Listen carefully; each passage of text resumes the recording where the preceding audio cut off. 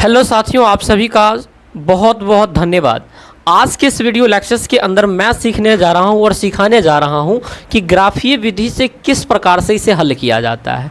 2011, 2014, 2016, 2017, 2023 ये ऐसा क्वेश्चन है, लगभग हर साल अटेम्प्ट हुआ है और 5 नंबर देकर के ये क्वेश्चंस जाती है क्लास 10th के लिए।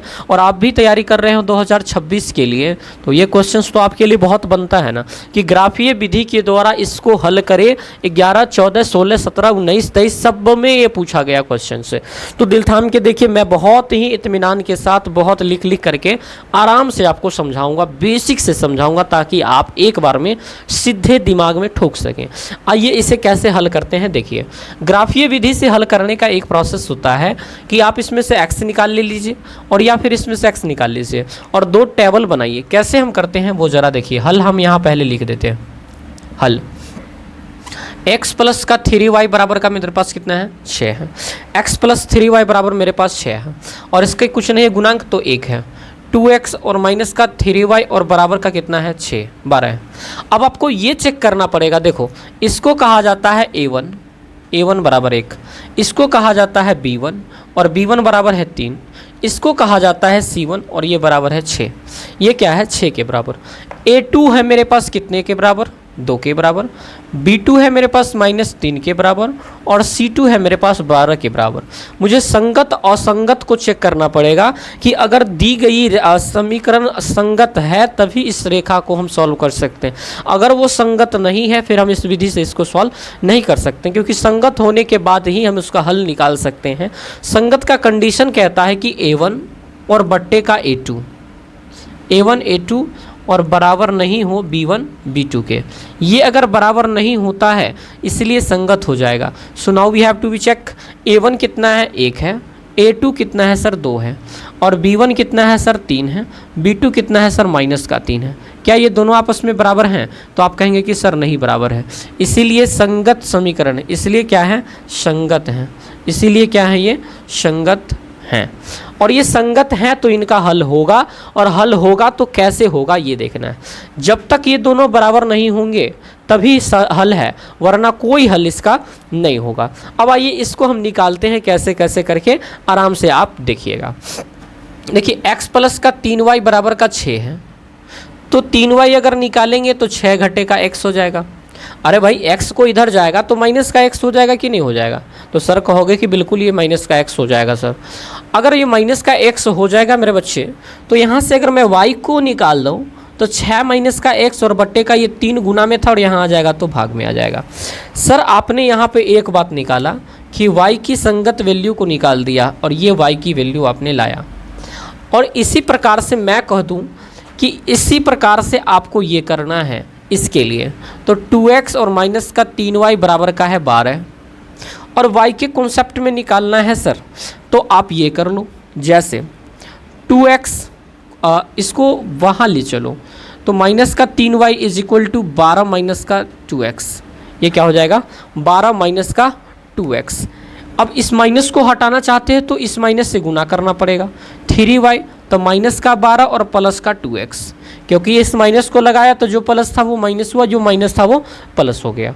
अब y निकालना चाहते हो तो 2x को इधर लिख लो और माइनस का 12 और बट्टे का कितना, 3। ये हमारा y के रिस्पेक्ट में आंसर आया। और y के रिस्पेक्ट में जब दो टेबल्स हमको बना लिया तो दोनों के लिए अब मुझे ग्राफ खींचना है, और ग्राफ खींचने के लिए मुझे दो टेबल की आवश्यकता पड़ेगी, जिसमें मैं x की वैल्यू को डालूंगा और y की वैल्यू को निकालते चला जाऊंगा। आपको यहाँ तक अगर समझ में आया हो तो देखिए फिर से मैं बताता हूँ। x प्लस 3y बराबर का 6 है, 3y मैंने रखा तो 6 इधर रहा था और x इधर गया तो माइनस का x, और y निकाला तो 3 भाग में चला गया। 2x माइनस 3y बराबर 12 है, माइनस 3y ऐसे ही रहने दिया, 2x इधर गया तो 12 माइनस का 2x। 3y लिखा तो ये 12 माइनस था, प्लस था, ये माइनस हुआ, ये माइनस था, ये प्लस हो, चुकी ये माइनस इससे मैंने गुना कर दिया।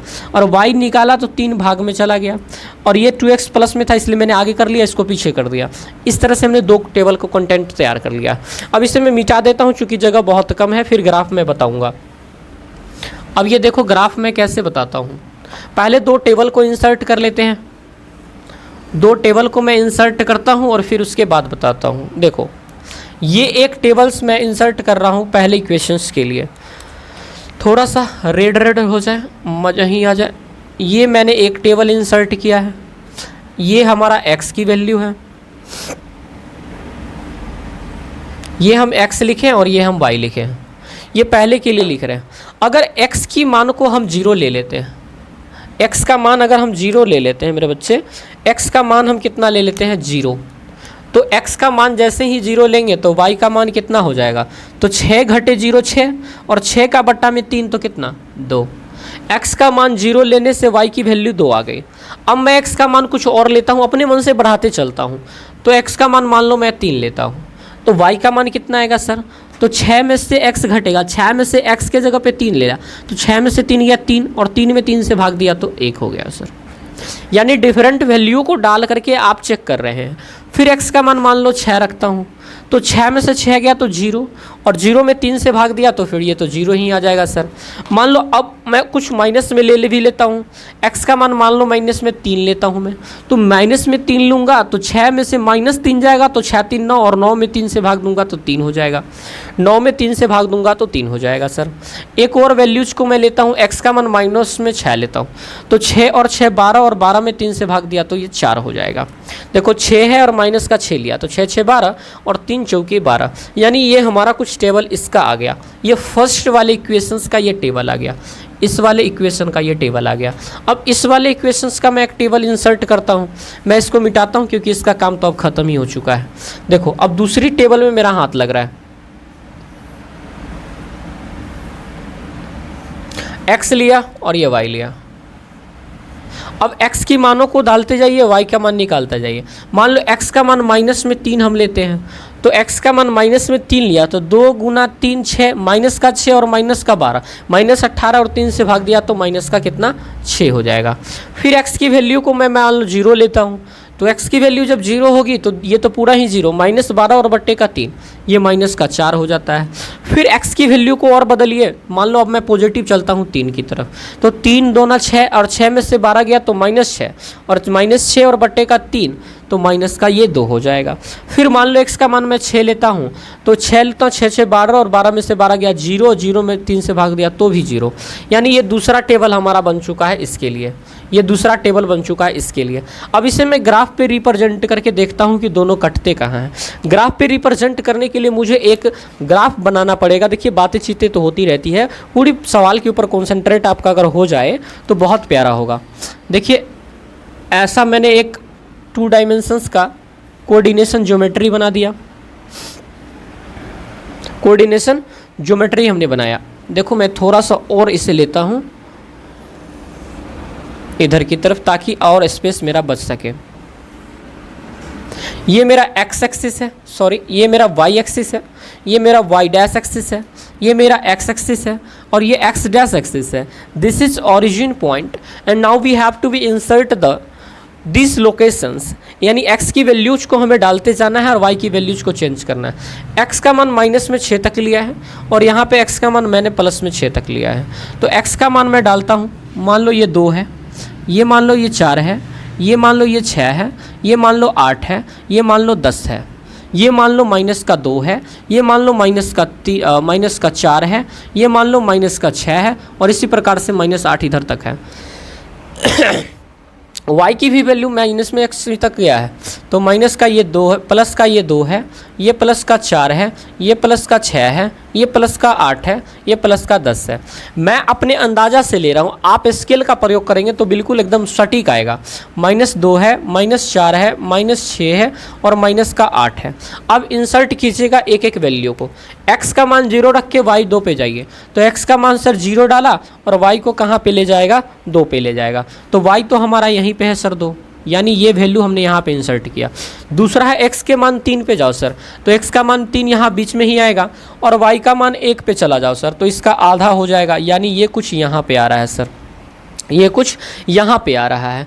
अगली वैल्यू को देख लीजिए क्या कह रहा है। x का मान सर आप ना 6 पे चले जाओ, यहाँ पे चला गया, तो y का मान ना सर 0 पे रह जाएगा, यानी कुछ वैल्यू ये यहीं पे रह जाएगा, यानी x पे ये पूरा पूरा कट रहेगा। x पे ये क्या कर रहा है, पूरा का पूरा कट रहा है। अगर मैं x का मान -3 ले लूँ ना, यानी यहाँ बीच में, तो y का मान 3 पे चला जाएगा सर, यानी यहाँ कुछ चला जाएगा, ये बीच में कुछ यहाँ पे आ जाएगा सर वैल्यू, ये बीच में कुछ यहाँ पे आ रहा है। चलिए x का मान -6 ले लीजिए, तो y का मान 4 पे चला जाएगा सर, यानी यहाँ पे कुछ आ रहा है।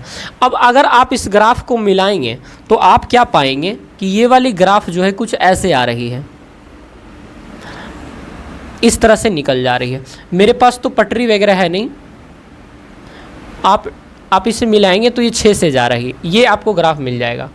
दूसरी ग्राफ को मैं जब खींचूंगा तो x के जगह पे -3 को डालना पड़ेगा सर, x के जगह पे -3 यहाँ पे होगा बीच में, तो y कितना मिलेगा, -6, यानी y -6 यहाँ आ जाएगा, तो ये वैल्यू आपको यहाँ मिल जाएगा, ये पहला। दूसरा x के जगह पे जब 0 तो y -4, तो y -4 यहाँ है, x 0 यहाँ है, वेरी गुड। x का मान 3 डाल दो सर, x का मान 3 यहाँ है कुछ, और y का मान -2 रखो सर, यानी ये वाली वैल्यू यहाँ। x का मान 6 डालो सर, y का मान 0, यानी ये भी यहाँ से जा रहा है। आपने क्या देखा कि दो ऐसी वैल्यू आई जो एक ही पॉइंट से जा रही है दोनों इक्वेशन का, और दोनों इक्वेशन एक दूसरे को यहाँ पे इंसर्ट कर रहे हैं, दोनों इक्वेशन एक दूसरे को वहाँ पे इंसर्ट कर रहे हैं, और इस बिंदु का नाम है 6,0, इस बिंदु का नाम है 6,0, और यही इस बिंदु जो होगा इस ग्राफ का आंसर हो जाएगा। चूंकि ये यहीं पे कट रही है तो हम क्या कह सकते हैं, रिक्वायर्ड आंसर नीचे मुझे लिखना पड़ेगा। रिक्वायर्ड आंसर में मैं लिखूंगा x = 6 और y = 0, यानी इसका जो सॉल्यूशंस हमने निकाला है वो x = 6 है और y = 0 है। बहुत इसी तरीके से अगर आप करेंगे, विभिन्न वैल्यू को लेकर के चेक करेंगे, तो ये आपका आंसर बेहद अच्छी तरीके से आ जाएगा। मान लो ये इक्वेशन फर्स्ट का था और ये इक्वेशन आपका सेकंड का था, मैं ऐसे लिख भी सकता हूँ। मुझे उम्मीद है कि साथियों आप इससे सीख पाए होंगे। अगर सीख पाए होंगे तो मेरी छोटी सी प्रयासों को सराहना देने के लिए चैनल को लाइक शेयर सब्सक्राइब करके मुझे मदद करेंगे। आपका ये प्रयास मुझे बहुत मोटिवेट करता है, बहुत उत्साहित करता है कि मैं नए नए टॉपिक्स पे वीडियो बनाऊं। इसी तरह के कोई सवाल हो मुझे पूछने के लिए मेरे लिंक है और नीचे दिया हुआ, उस पर आप पूछ सकते हैं। व्हाट्सएप नंबर भी मेरा है, वहाँ से भी पूछ सकते हैं। धन्यवाद, थैंक यू।